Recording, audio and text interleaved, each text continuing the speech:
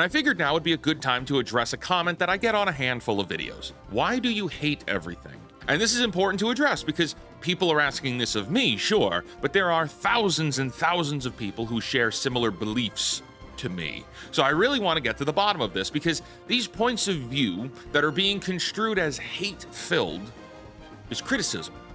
It's not hatred. And most of the time, they're genuinely coming from a place of love. Most of the people criticizing corporate entertainment media are doing it from a place of loving the very thing they're criticizing. And that is worth exploring. Behold the magic of the Wizard's Brew. Organic matcha. All the energy without the jitters. Support the channel and get yours today at fakewizard.com. Welcome to The Pondering. I am the real-life Fake Wizard. If this video brings you any value at all, I invite you to subscribe to this channel where we're posting new videos nearly every day. Now, when you ask the question, why do you hate everything, we can really dissect each word like this is some kind of Jordan Peterson experiment. Well, when you say why, what does why mean? But instead, let me first address that there are many types of people here on the internet doing commentary content. Some of them are genuine in their criticism and some of them are not. Some of the people covering content in a similar vein to me have no foot in the race. They don't actually care about the state of the entertainment economy or storytelling for that matter.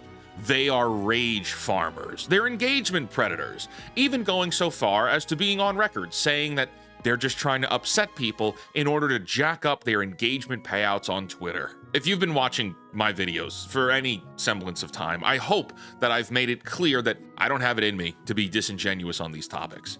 I do not trust the media. I do not trust corporations. I scrutinize the products that are being made now because I believe they're all being made by cutting corners and being produced with a true disdain for the customers and original buying demographic. I believe that the stewards who have inherited the legacy properties that define generations are usurpers who have no desire of continuing the legacies past themselves, choosing not to produce new and exciting things to further those legacies, but instead to plant their brand on them like a narcissistic parasite. And my beliefs here didn't just spring up overnight. They were forged after years and years of watching properties that I loved get massacred on screens both big and small.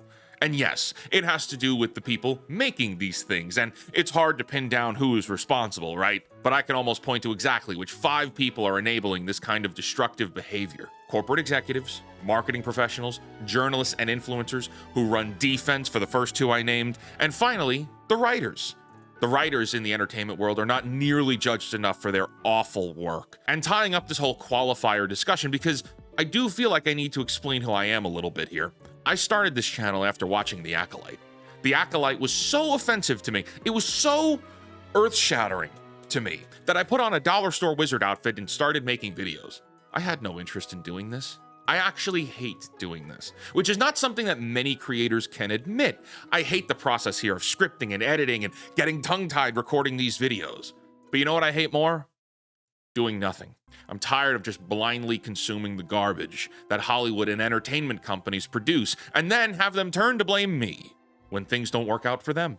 This has become a bit of a crusade to be a voice of reason, to criticize the things that deserve to be criticized, to praise the things that I genuinely think are worthy of praise, but also to inspire others like you watching right now to pick up a pencil and start making something new. Pick up a fresh mouse and keyboard if you need to and get educated.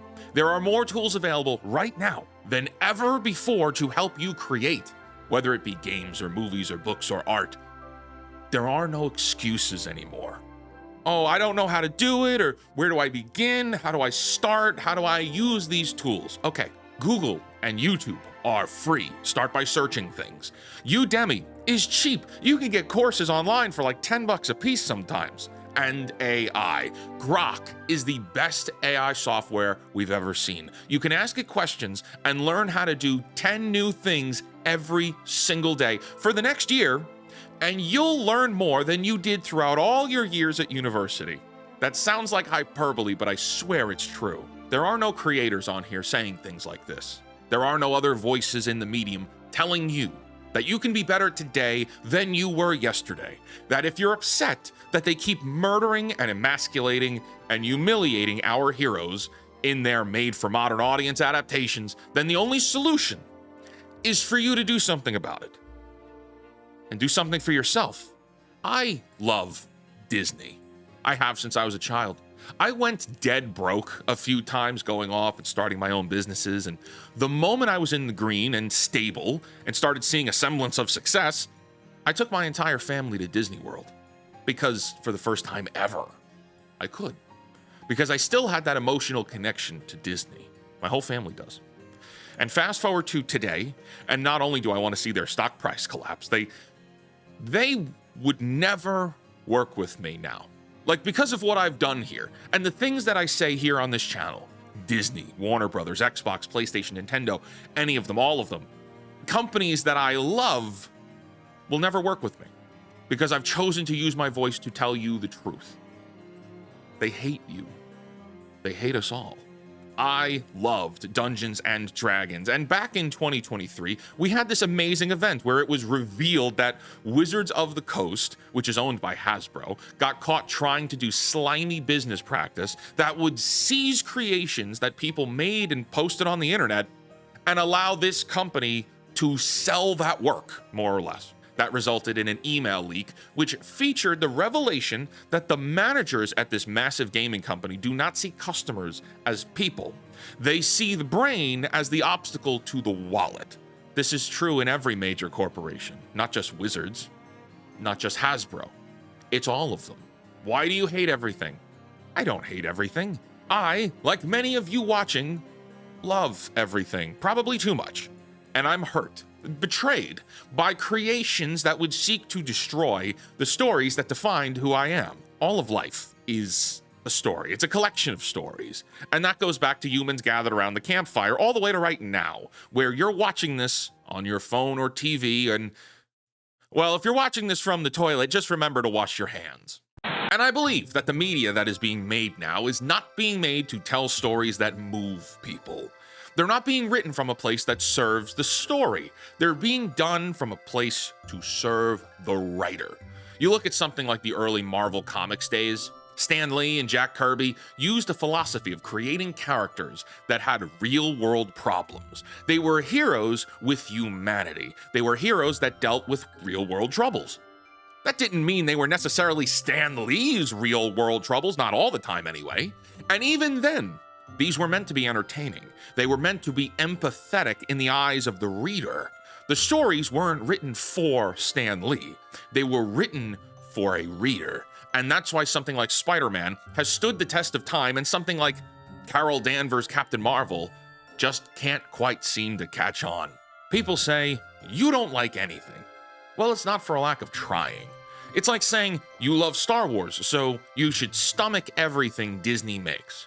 Okay, well, I can't turn my brain off, nor should I. It's called critical thinking. I wish more people knew how to do it, even though at times it's a curse. And why should you turn a blind eye when these companies do things you don't like? Like, even on the smaller scale. There were parts of Daredevil Born Again I liked, but there were also parts I did not like. Like Kingpin's wife cheating on him. That was stupid and unnecessary, and I really hope they rug pull us that that's not what really happened. I don't have faith in them to do that, but I can hope. So why shouldn't I point that out, though? Why should I be silent? I was silent for years. I was an apologist for The Last Jedi. Even though I hated it, I still gave them the benefit of the doubt that things would get better, and it's been 10 years since The Force Awakens. Nothing got better. It's just gotten worse. The people who respond back to criticism saying things like, "Why do you hate everything?" really should just say what they mean.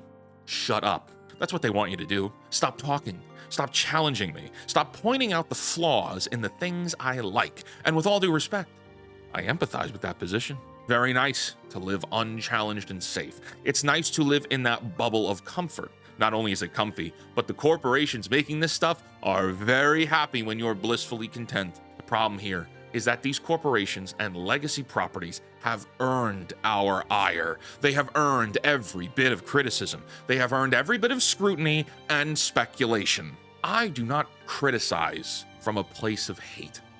I am crying out from a place of love. Please, for the love of God, stop sapping humanity out of storytelling. Stop making every protagonist give in to selfish, impulsive desires. Please make heroes heroes again. Stop having the power be inside of them all along without having to ever experience any real failure. Or the bad guy is a patriarchal corporation. But you're Disney making this crap. You are the corporate bad guys. Does no one else in the writer's room see the hypocrisy there? Bring back families, bring back friends, bring back family values. Stop making everything riddled with infidelity and sexual affairs. Oh, and bring back fathers too. Can you name any movie or show that's had a positive depiction of a father that's not an idiot in the last 10 years? Like from a major publisher. I can't think of any that come to the top of my mind. I mean good father figures like Uncle Phil from Fresh Prince of Bel-Air. No. Instead, we get crap like The Acolyte, which was written with a direct hatred for fathers and father figures. The resolution of that show is if your father has ever done you wrong, kill him. It's awful messaging, and it's like writing for the villains. It's like there are no bad guys anymore. The heroes are the bad guys. And that's the world we live in today. What's good is bad, and what's bad is good. Well, I refuse to be a cog in that machine. I refuse to contribute to the death of human expression through storytelling. And if that means I have to put on a costume to get people's attention to discuss important topics like this, I will. If that means making videos that only 10,000 people will see, I will.